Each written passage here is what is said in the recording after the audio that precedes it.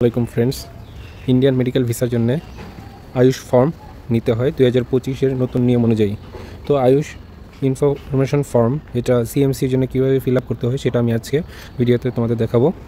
তো প্রথমেই এখানে কিছু ইম্পর্টেন্ট নোট বলা আছে যে নিচে যে তথ্যগুলো দেখতে পাচ্ছ এগুলো অবশ্যই ফিল আপ করতে হবে।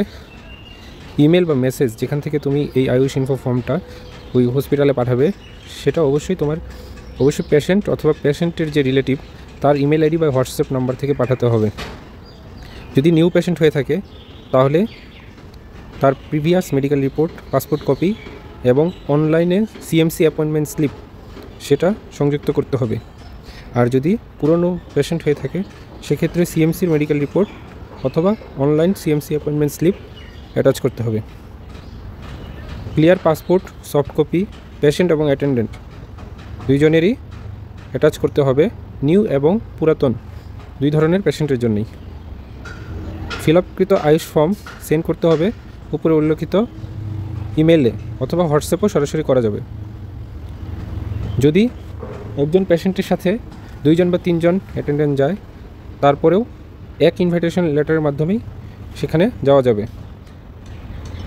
তারপরে a patient can apply for medical visa invitation letter for only one department even if she or he has multiple department appointment letter।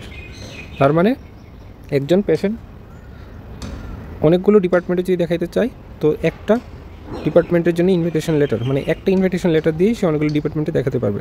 তো এখন আমি দেখাচ্ছি যে নিচে কী কী ইনফরমেশন ফিল আপ করতে হবে। প্রথমে আছে পেশেন্টের ডিটেলস।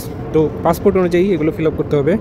প্রথমে সারনেম, তারপরে গিভেন নেম, জেন্ডার মেল বা female, date of birth, nationality জাতীয়তা বাংলাদেশি হলে বাংলাদেশি, পাসপোর্ট নাম্বারটা বসাতে হবে। অ্যাড্রেস ইন নেটিভ কান্ট্রি মানে হচ্ছে এটা বাংলাদেশের যে অ্যাড্রেস সেই অ্যাড্রেসটা বসাতে হবে।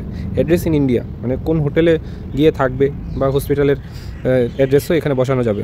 স্টেট, ডিস্ট্রিক্ট, পিনকোডটা গুগলে সার্চ করলেই পাওয়া যাবে। কন্ট্যাক্ট নাম্বার, নেটিভ কান্ট্রি মানে বাংলাদেশের যে কন্ট্যাক্ট নাম্বার সেটা দিতে হবে। ইন্ডিয়াতে কন্ট্যাক্ট নাম্বার এটা হসপিটাল বা যে কোনো অনলাইনে সার্চ করে এই কন্ট্যাক্ট নাম্বারগুলো কিন্তু পাওয়া যায়। ইমেল আইডি নিজের যেটা ভ্যালিড ইমেল আইডি অ্যাক্টিভ থাকে যে ইমেল আইডিটা সেটা দিতে হবে। ডিটেলস অফ ট্রিটমেন্ট, তো এটা হচ্ছে রোগ সম্পর্কে, এখানে রোগের ডিটেলসটা দিতে হবে। যে ডায়াগনোসিস বা প্রপোজ ট্রিটমেন্ট মানে কী কারণে যাওয়া হচ্ছে হসপিটালে সেটা দিতে হবে। নেম অফ ডক্টর, কোন ডক্টরের কাছে যাওয়া হচ্ছে।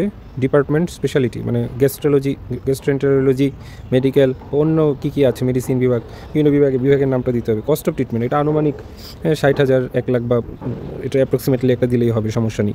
ডিউরেশন অফ ট্রিটমেন্ট ইন হসপিটালে কত দিনের জন্য হসপিটালে ট্রিটমেন্ট নেবে, 7 দিন, 10 দিন, 15 দিন বা 1 মাস, এটা প্রয়োজন অনুসারে।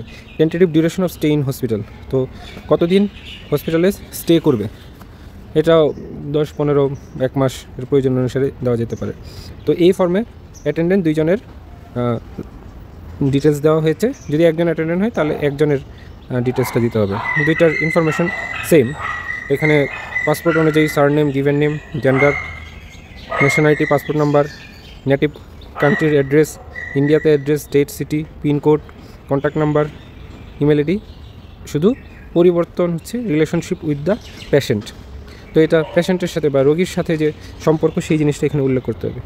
তো এই বিষয়গুলো ফিল আপ করে ওই উপরে উল্লেখিত ইমেল বা হোয়াটসঅ্যাপে পাঠিয়ে দিলেই কিন্তু পরবর্তীতে আয়ুষ ইনভাইটেশন লেটার হসপিটাল থেকে দিয়ে দিবে।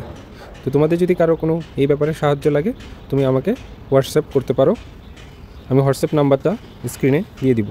ধন্যবাদ।